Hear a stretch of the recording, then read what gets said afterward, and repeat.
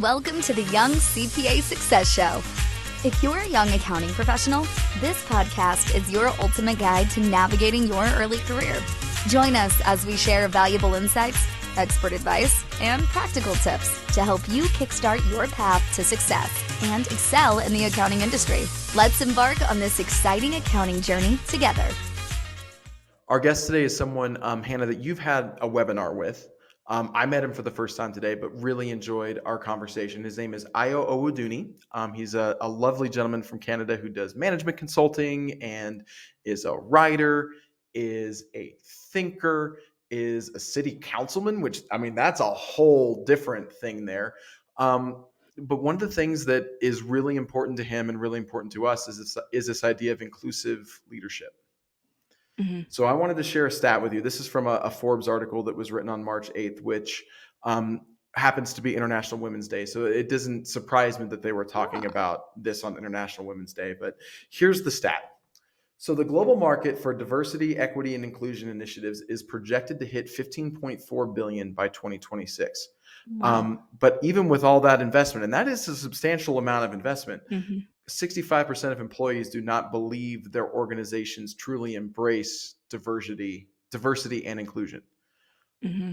That's a troubling stat for me. It is, and it is to me too. And like my shoot from the hip reaction to that is it makes me wonder if it's a facade for our companies to be able to say that they're investing the money into diversity, equity, inclusion, and, being able to tie a tangible number to whatever they're doing, but it's not actually permeating to the culture of their firm, or I say firm, of the business, whatever that may be. Yeah. And it's, I want to be sure I'm giving credit to the author. It's, Patricia Duchenne is the author for Forbes who wrote this. And she had a great line here where she says, everyone will tell you that they believe DEI is good for business. And while that's a great thing to say, the reality is that there remains a big omission from the practice of it. If you're not talking about the biases that affect your diverse teams that you're working so hard to build, then you're simply just doing the PR work. And you're not really doing the important thing of building community, of building infrastructure towards being able to have these sorts of conversations that we need to be having and build the teams that we need to have that are representative of our communities, that are representative of the nation, or representative of our client base. All of these things matter. And, it's important that if we are doing the work and the investment needs to stay, we also need to be making sure that that investment is followed through with real tangible action. Otherwise, it's just lip service at that point. Yeah, it is. And I hope y'all can hear our hearts whenever we say this and I'm just going to call this like it is. Outside of the fact that I'm a woman, the two of us are not very diverse from appearance. It just is what it is. But I hope you hear us whenever we say that we are two people sitting in front of you, having conversations to incite change in the organization that we work in, to incite change in the industry that we work in. We want to not just be lip service, because that's not what we're about. We want to have conversations that are meaningful, that are impactful. And I can guarantee you that we are walking away from these conversations trying to implement these in our organization, in our community, in the conversations that we have with people, in the connections that we make. That is our promise to you as our listeners, our promise to our coworkers, to our leadership, that we're about it. We're all in, and we are making a commitment to make a difference. Yeah, our leadership might not, it's going to be a challenge. It's a challenge for all of us. It's a challenge for leadership. It's a challenge for those of us where, I would consider myself firmly in middle management, right? Where, we have some seat at the table, but not a ton of room to make change. But it's, when we talk with Ayo, we make the case for not just the business case for all this, but the humanitarian case for it, a way to be better leaders. And better coaches, and anybody in an organization can be a leader. If you've been at an organization 2 days and someone starts on your second day, guess what? You're a leader to that person because you've been here 1 day longer than they have. So it can start at any level, and building those muscles, building that thought process, building, and it's kind of building upon some of the episodes that we've done in the podcast. Like we've made a very natural progression thinking about moving from psychological safety to like, how does that impact organizations as a whole? If you start doing the work and building the infrastructure for yourselves, and we do this at day one, we're going to be so much better at, day 200, 300, 600, into the years into the future. And I think we're critical of our industry. Our industry has a lot of things that need to change. There's a lot of things that we want to change about it. And it's not going to start until we start having these types of conversations. So we hope you all enjoy the show, and take away some good stuff. There's some great, reading examples that are in there. A couple of good nuggets that Ayo mentioned that are going to be making my bookshelf. So I hope there's some fun takeaways for everybody. So Ayo, I'm so excited to have you on the show with us today. I know we did a webinar for our business owner webinar series, which I thought was phenomenal. It was so impactful. I love the content that we covered there. We are here, like you will hear on our podcast, we have multiple podcasts where we focus on diversity, equity, inclusion, and the conversations around that. In fact, one of our first episodes was an episode around psychological safety in the workplace, and that is incredibly important to us here. And I think this podcast is very well timed for us, even like selfishly, Joey, because we are rolling out a coaching program for our team, to where some of us who maybe have not been in coaching roles in the past are now going to be stepping into those roles. And I feel like in the accounting space, like this is a very common structure for mentoring within a firm. So I'm excited to really like pick your brain about that. And I hope you can like speak some life into our audience about how they can really foster those skills as a coach and a coachee as well, because I think there's that side of it that is also important in that relationship. So why don't we just start with you giving our audience a little bit of background about yourself? Hi, everyone. It's a pleasure being here with you. My name is Ayo Owodunni. You're all accountants, so I guess, or you all love financial flows and all that.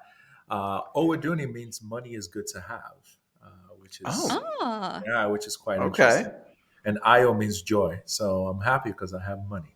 I guess that's a good way to put it. But it's a great pleasure being here. I'm a management consultant. I'm a city councilor part-time in the city of Kitchener in Ontario, which is about 90 minutes outside of Toronto. And I do a lot of work around inclusive leadership, psychological safety, coaching as well. So several of those areas are things that I'm really, really passionate about. Just recently wrote a book called Inclusive Leadership. And the goal about that book is just to help leaders be able to think differently about this inclusivity thing. I think when people hear diversity, equity, and inclusion, people run out of fear. But I don't think it's something that we should run away from. I think it's something that we can embrace. It's not different from what we're all doing beforehand. I think it just has a new name and a new tag. It's about caring for people. It's about coaching people. It's about connecting with people, building trust with people. It's just coming together in a different way. And that's how I like to approach it. So, yeah, I'm excited. I'm looking forward to this podcast. I think it's a really interesting way to think about it, because when I think of DEI, I think of structure, where it's like it's a structure or a thought process to kind of help guide decision making for. I'll use myself in this regard. I came from a very privileged background. It was two parents at home, both worked, both were accountants. Oddly, got to go to private high schools and elementary schools and middle schools for my whole life. Never had to worry about where food was coming from. Never had to worry about where a meal was coming from. And when you grow up in that type of bubble, sometimes it's really difficult to step outside of that bubble until someone teaches you how to do that and gives you some skills and thought processes to, start to address some of the things about, something that I've maybe taken for granted. Things like whenever I needed a new pair of shoes, I never had to worry about it. to someone like my wife, who did not come from a similar background. She's like, yeah, we didn't. She's like, I started working when I was 15. I had to, if I was going to get new shoes, I had to work for it. I wasn't just going to, tell mom and dad I needed new shoes. So I love the idea of like, we're not really doing anything different. We're just adding some structure and thought process around it so that you can have better, ways to do these types of conversations. Absolutely. And I really appreciate that you bring that up. Honestly, I feel when we are blessed with privilege, um, I love to ask people, okay, we have privilege. What can we use it for? Like, you can use it Mm-hmm. for good. There are times when I speak to people, and sometimes it seems they're embarrassed about the privilege. And I'm like, no, don't be embarrassed. You are blessed. You're privileged with this blessing. My mother owns the school that I went to. I went to a private school as well. I grew up in my Mm-hmm. mom's school.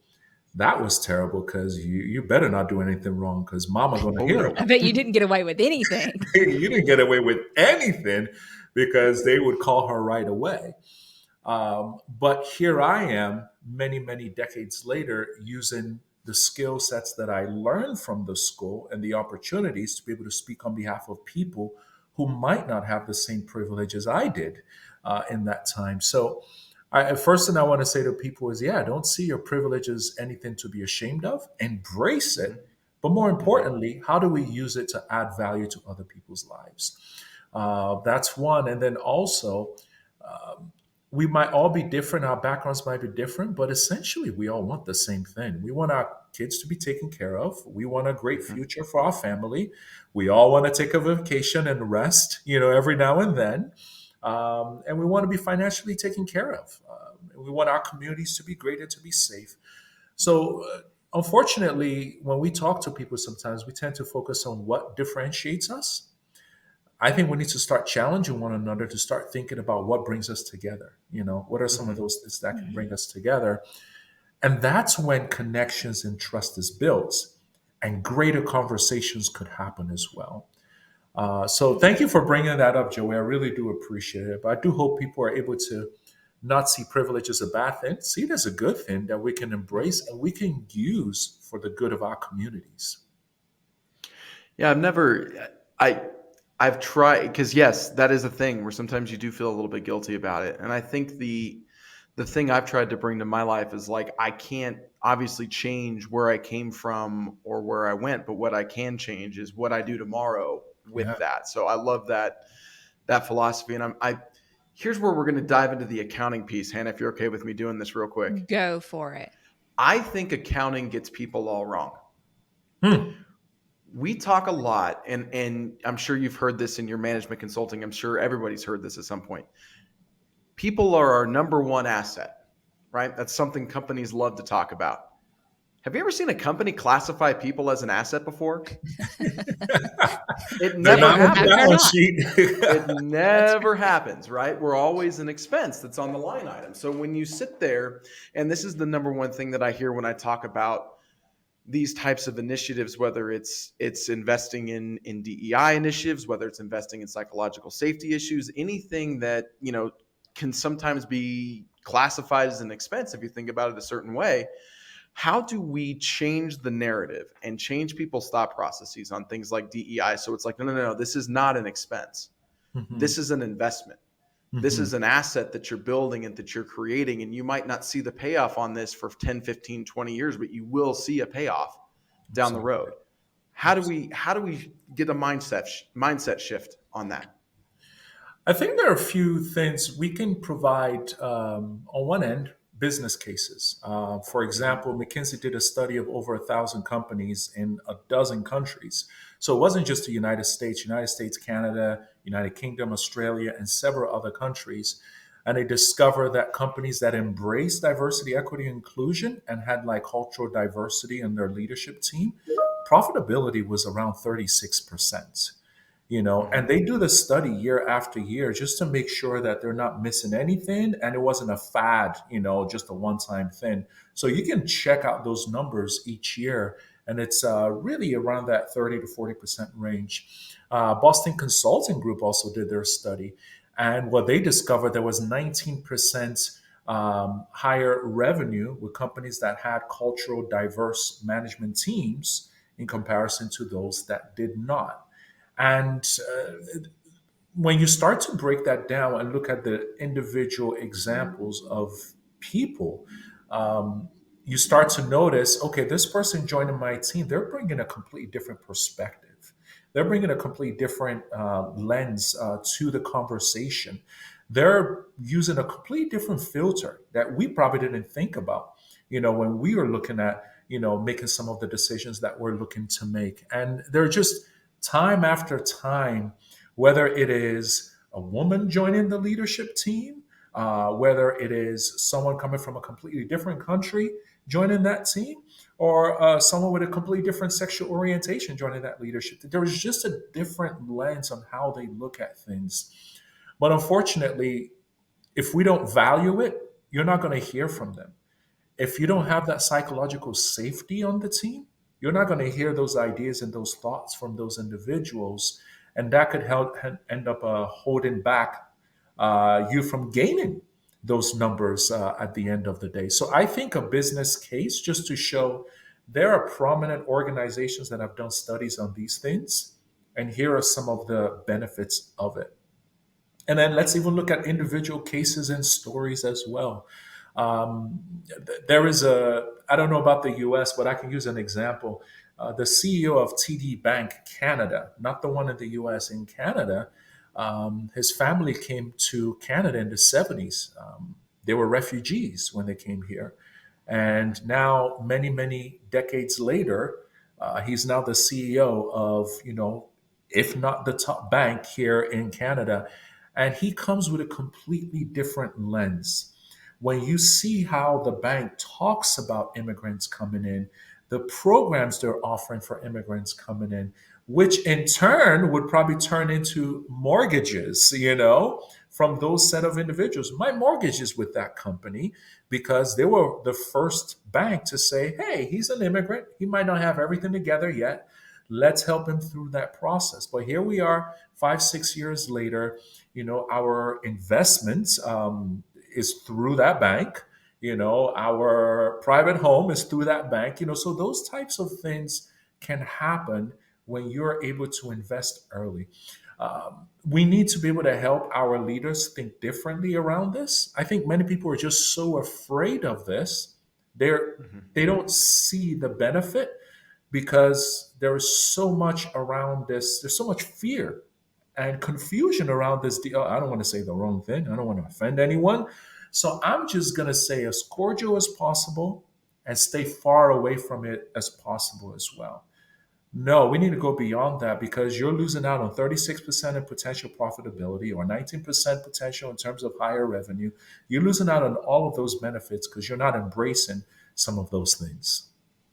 And I think that starts with, like you said, that trust in that piece. And I think you maybe even mentioned this in our webinar because it's coming to mind as I think that's where I heard it, is you referred to it like a bank account, like building up the trust with the people that you work with. Yeah. And maybe you're thinking like, I'm not somebody who considers themselves to be diverse, but I would bet that you have an opportunity wherever you work, whether you are a staff level accountant or your middle management, to develop some relationship with somebody who is diverse. And I think that really starts with building trust, building connection. And like you said, I think so many times that we just get paralyzed by fear of what we might say to offend somebody. So we just, like you said, we keep it very cordial. We want to stay politically correct. Like we just create this posture that is just on guard and at all times when realistically, I think we should be going into those conversations and developing those relationships, like you said, from a place of connection, from a place of trying to find those common themes between us. Are there ways that you coach the people that you work with to start doing that? Like, where would somebody start with that? There's several strategies of what you can do. First of all, how do you get to know your team? What do you currently do to get to connect with them? And I have people write some stuff down. Do you do virtual coffees? Can you do coffee with people? Can you grab lunch with people? Like, you don't have to do anything complicated. We're not asking you to change the world. I'm just asking you to go grab coffee with someone. And hey, I don't know what to say at the meeting. Oh yeah, blame Io. You know what? There was this random guy named Io, and I just read his book, or I just watched a webinar with Anna and Joey, and there are like 4 questions or 3 questions that he mentions, and I would like to just, it's a chance for me to get to know you better, so that we can work better together. Would love to learn more about, your story. Tell me more about life. What do you love to eat? What do you love to do for fun? Where do you like to go on vacation? If you do go on vacation, like, just put a list of 5, 6 questions together and just ask people. And the more you do it, the easier it gets for you, and the easier it will get for people as well. And more importantly, I always say, you got to do the basics as well. You got to smile when you're talking to people, lean in when you're having a conversation with people, nod your head, ask the follow-up questions as well, just to show that you are interested in what they're saying. And when you do those things, it starts to uh, build this rapport with them. When you have rapport, you have leverage. Unfortunately, what we like to do when it comes to coaching is we just want to jump in, ask about your mom, your dad, your dog, your sister, your brother, and then 10 minutes later, okay, let's start talking about your performance. Let's start talking about this. No, you have not built leverage, you've not built trust. In my opinion, that's the most important thing that you have to do first. So, spending time with people, getting to know them, understanding them a bit better. Another easy exercise you can do, if you have personality assessments or whatever that you do within your organization, that is a great starting point. I remember my wife mentioned to me, her first week in the company, she had to sit down with her boss, and they had to sit down and talk about their personality styles. Hey, this is my personality style. This is my strengths. These are my weaknesses. These are your strengths. Okay, so where are potential clashes? Where do we work together? And they laughed and just talked about their weaknesses and how this person gets angry at this. And they had a good time. And literally in one meeting, 1 hour long, they got to know each other a bit better, and that was able to help them later on in their conversation. So tough times do come in coaching. Awkward conversations happen during coaching. Tough conversations take place during coaching, but the trust you've built provides the leverage to help you through those tough times. So do it up front, because you're going to need it later on. As we mentioned, like that bank account thing, so those are some strategies of what you can do to build that trust. And read the book, Speed of Trust, by, I think it's Franklin Covey. I think that's the name of the author. It's a great book that provides what are some of the things that you can do to be able to provide that trust that you need for coaching, for connecting, psychological safety, inclusive leadership. Mhm.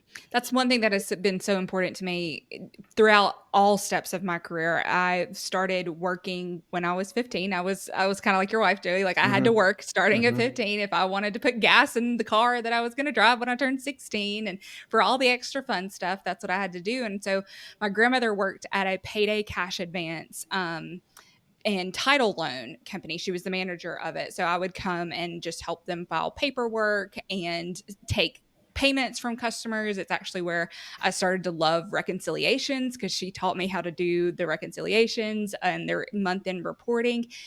But one thing that she instilled in me was that the people that were coming in there were a lot of times ashamed of the fact that they needed to come into a payday cash advance or a title loan company, and we were not going to add to that feeling for them. We were Mhm. going to at least provide a source of joy, a source of connection, and at least levity, or just lighten the severity of what they felt like was their situation. Mhm. And that was so important in every single person who walked through those doors. And I feel like that is something that I've taken with me for my entire career and has benefited me in some ways, even more than my education, because I have been able just to develop connections and trust with coworkers and management and clients and all of that. So to somebody listening to this who may be early in their career, I cannot stress enough the importance of what Ayo is telling us right now and how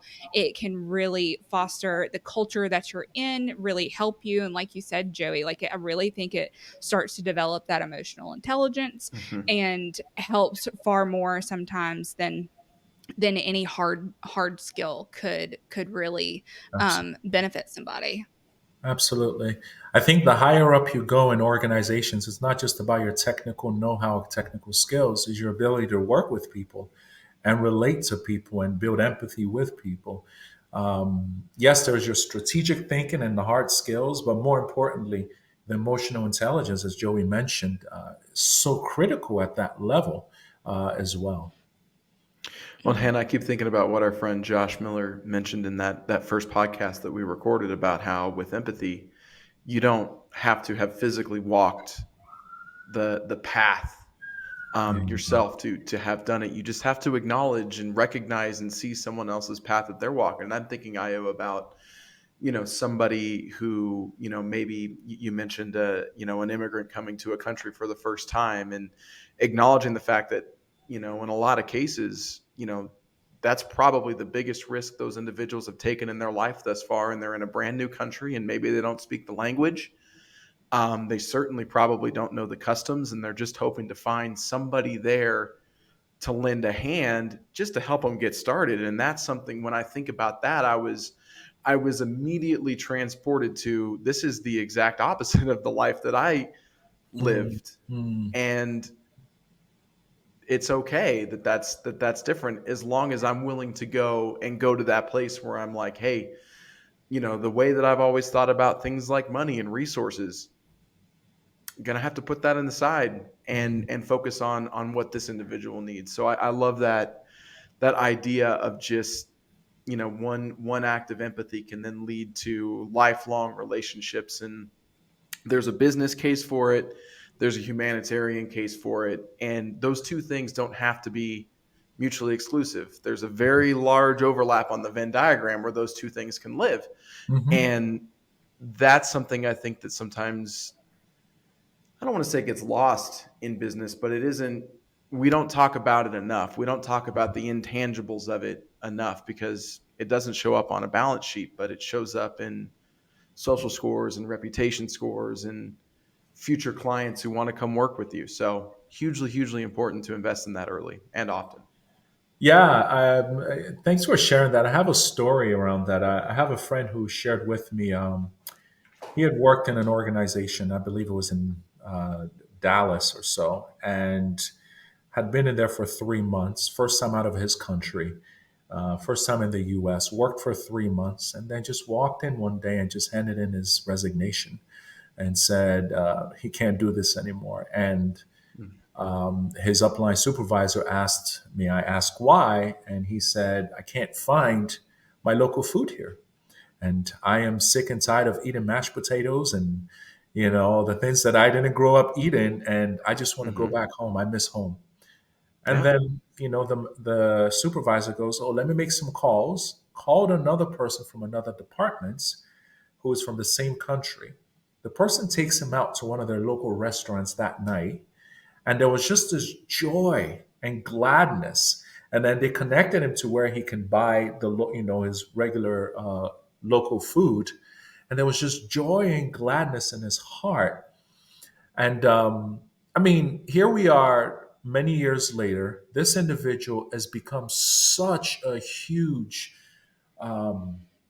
pillar in the community and is doing so much in the community and has started their own business, and they have staff and they're doing all these things.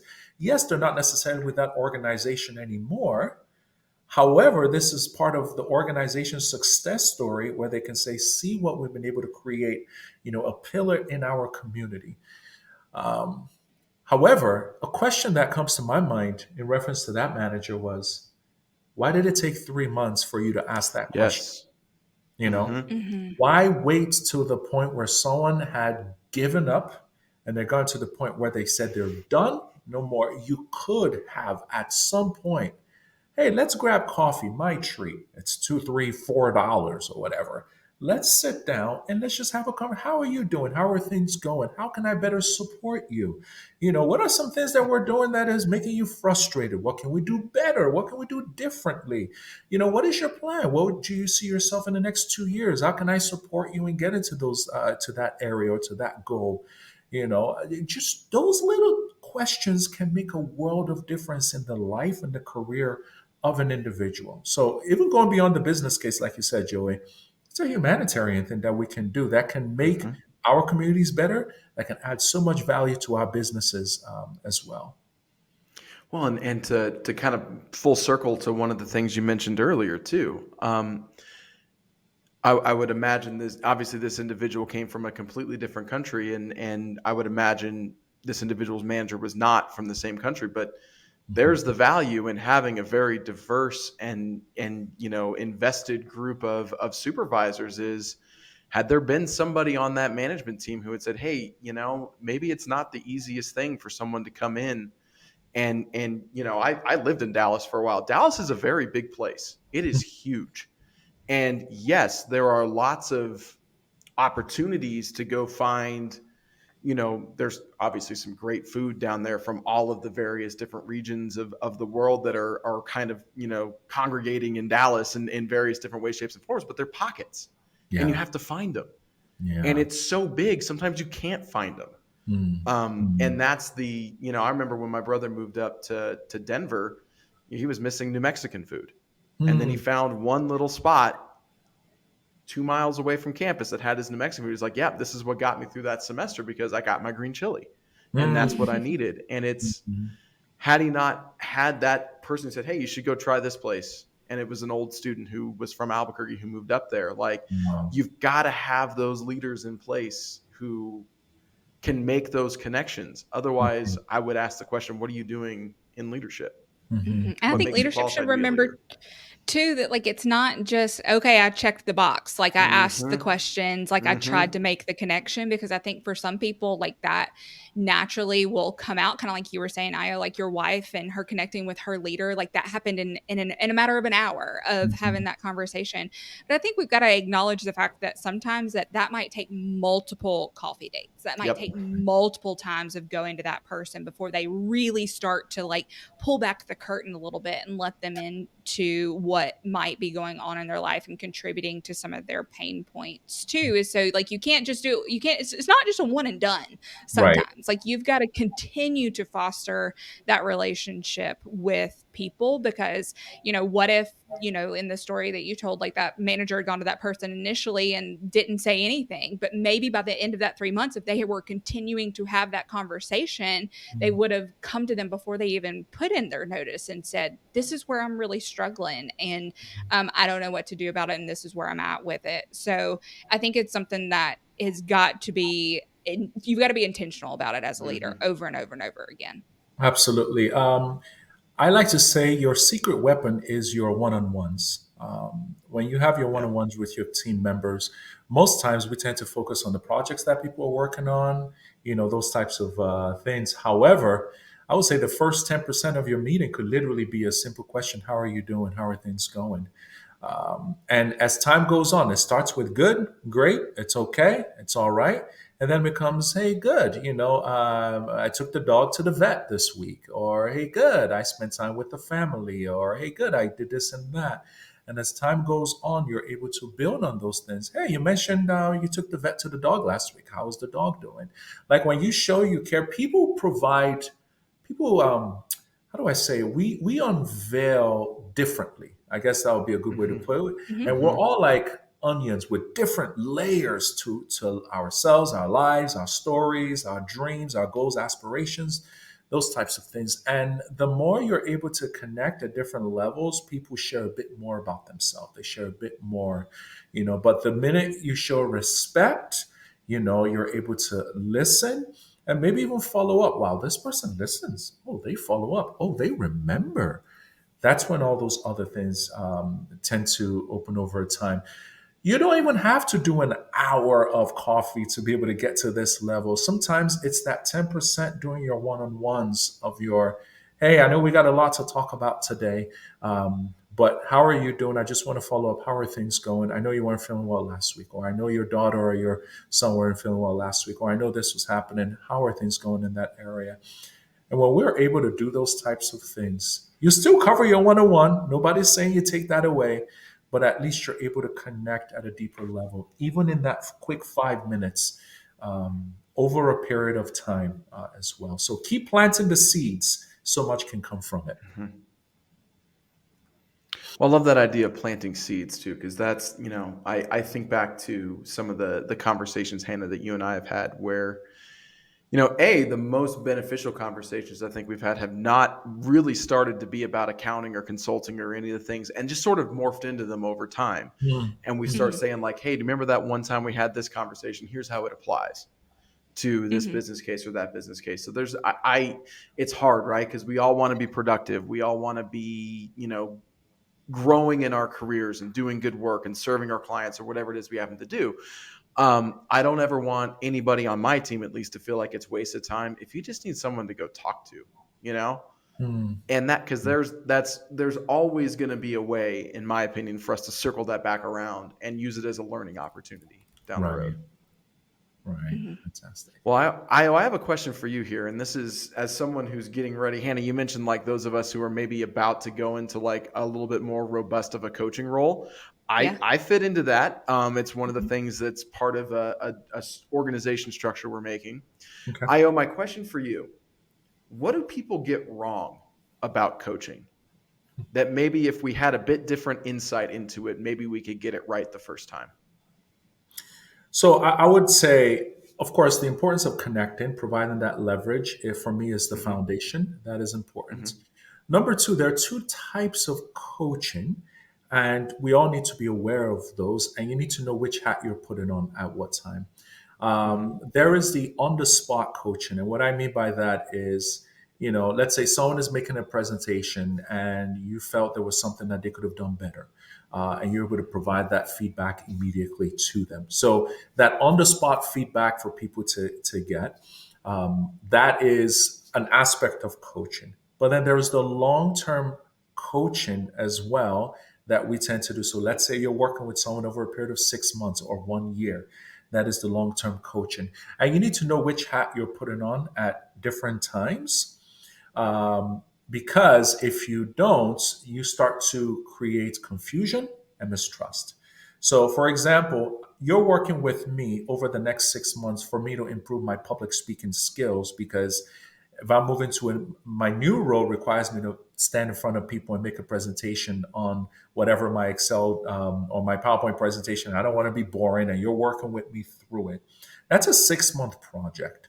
So yes, I don't get it right today. You are reminded and encourage me like this is a long-term thing. We're doing it over 6 months. Month one, we're focused on this. Month two, we're focused on that. You're giving me that long-term view of where we're looking to go, and you're pushing me through it, encouraging, providing feedback, helping me grow through that. There's a difference when Hannah is working with someone and she's sitting in a room and she notices how they answer a question during a presentation. And she provides, hey, I noticed the way you spoke to that person was a little demeaning or derogatory in how you do it. Perhaps you can answer the question this way. That's on the spot type feedback that you're giving that person so they can tweak it immediately as they continue through. When we miss those two, we tend to confuse people. So suddenly Mm-hmm. you have a 6 month plan and then you give them 50 things you want them to work on after their first presentation. You've overwhelmed them, you've discouraged them. They don't ever want to make a presentation again and they feel terrible about themselves. So yes, there are 15 things they need to work on, but it's a 6 month plan. So you know what? We're going to just focus on three things for after that presentation. Yes, I have 15, but I put the other 12 aside for now. Here are the three most important ones that I would like us to work on over a period of time. And then the next one, oh, here are the things that I need us to work on. So that is really, really crucial and important when we're providing coaching. And I also want to just provide a simple acronym that I think can help people. Ooh, I I love mentioned acronyms. in the book, Same. It's called the T Grow model. I learned it when I went through my life coaching practice or certification. So T is topic. What topic are we focused on? And then G is goal. What is our goal? Like, what are we trying to accomplish? R is reality. What are the realities that we're facing at this point? O is what are our options? What are the options that we have? And then W is what is our way forward? All right. So it's called the Tigro model.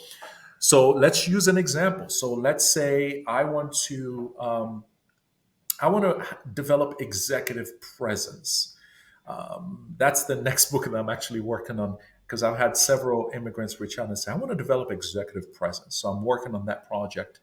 So someone wants to develop executive presence and they want to sit with Joey and say, can you work with me over a period of time so I can, yes, I'm perfect when it comes to my accounting practice and cash flow projections and all the different things that we need to do.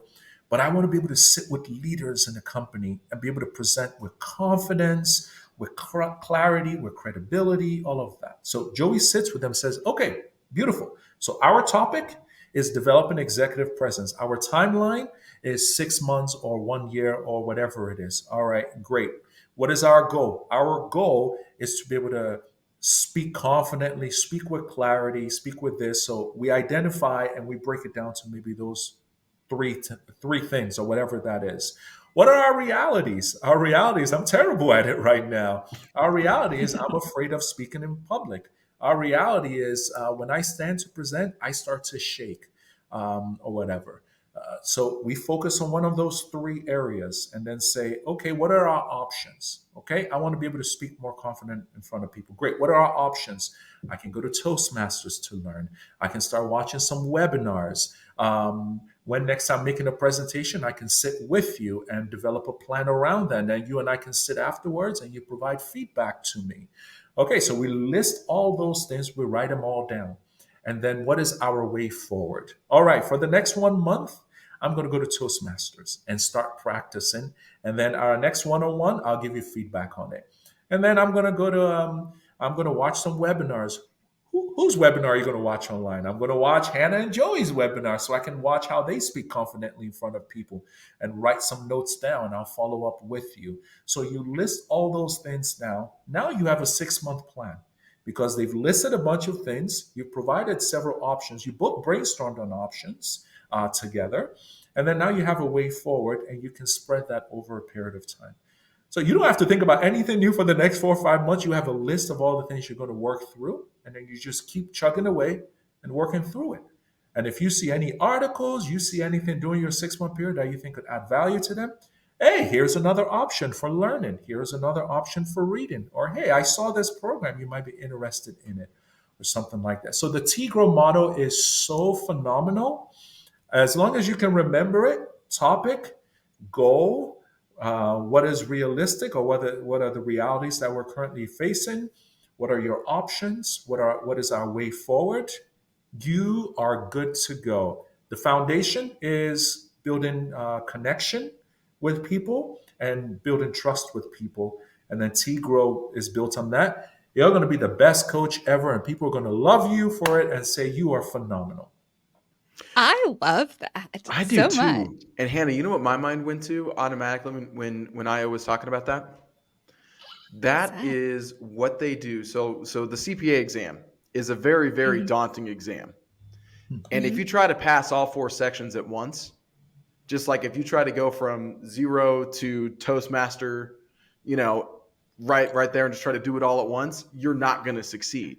Right. Right. So what they do with the CPA exam is they kind of break it into digestible chunks and you do little sprints and efforts. And each one of those things, I was like, oh, this is a variation of Tigro, or it's a similar type thing where it's like, we're going to say, hey, the topic for today is audit. And the goal is we're going to pass the audit exam. And what are our options? Well, you can use this, this, or this, but here are your 3 resources, get after it and go. And it's digestible. There's easy chunks. I don't want to say there's easy because the other challenge there too is you can have the best framework in the world. You're not going to get around the actual part of you have to put the effort in, but that's, I think assumed or implied in any of these things, but that has so many other practical applications beyond just you know, coaching. It's that's I was like, yeah, that's exactly how they help you study for the CPA exam. And I was even thinking about goal setting, like even individually, like you can Mhm. use that same model for your goal setting and what you want to work on personally. So maybe you're not in a coaching relationship with someone, but I think you probably coach yourself Yeah. with that model as well in terms Absolutely. of what you want to set as goals for yourself and start with your topic and then work your way backwards from there and just make it digestible in a very similar fashion as what you're saying, Joey, from, CPA exam is just make it really digestible, check in Mhm. with yourself, find an accountability partner for whatever you're doing. Like there's so many applications for that. Like I'm definitely going to apply that in my coaching relationships that I'm about to go into. And I Get do you a want good to give, project yeah, manager like we have. I want to give credit to the creator. His name is Miles Downey. So it was something that we had learned in. Oh, sorry, it started with John Whitmore rather, and then it was modified by Miles Downey as well. So I want to make sure I give proper credit to whom credit is due Yeah. around that. But it Yeah. is such a phenomenal thing. We had to learn it during our life coaching certification, and we got to practice it over and over and over again. And they got us to the point where in any conversation, you don't have to say, hey, I'm using T Grow. You can just use questions for each one and just to get people to start thinking. I used it with a student last week. And at the end of the conversation, I said, well, you've answered your own questions. And they were like, it was like there was an unveiling. They were shocked, like, oh, that is true. And oh yeah, by the way, as coaches, the number one, how do I put this? The number one skill we must all develop is the power of asking the right questions. We need Mhm. to ask I love that. questions that can get people to think.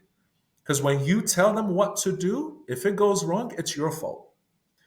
But if you're able Mm. to get them to think and able to come up with ideas, and then you're able to work with their ideas, suddenly it's a collaborative effort. So that's I something feel that like we're still learning. Joey is the master at that. Like you Oh, do that geez. well, Joey, because I can think of multiple times I've come to you and you just started asking me questions, and then suddenly it's like the wheels start turning. And I'm like, right, yes, okay, I can take it and I can run with that. Like I'm on the right track now. And so I'll give you props, Joey. You do that very well. Well, I'm gonna turn right back around and give the props back to you though, because I think the other thing too that's required in that, and what I love about that kind of framework, IO, is when you're doing that. If I'm telling Hannah what to do, it's my idea, right? Right.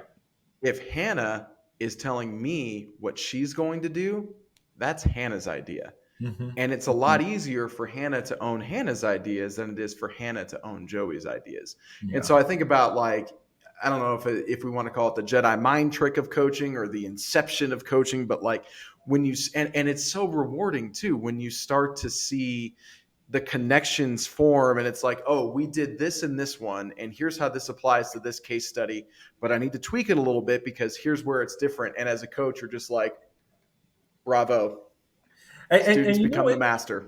Interestingly, I was watching a Tony Robbins conference once, and he was doing this impromptu coaching with someone. And then he said, what do you think you could do? And the person said, I don't know.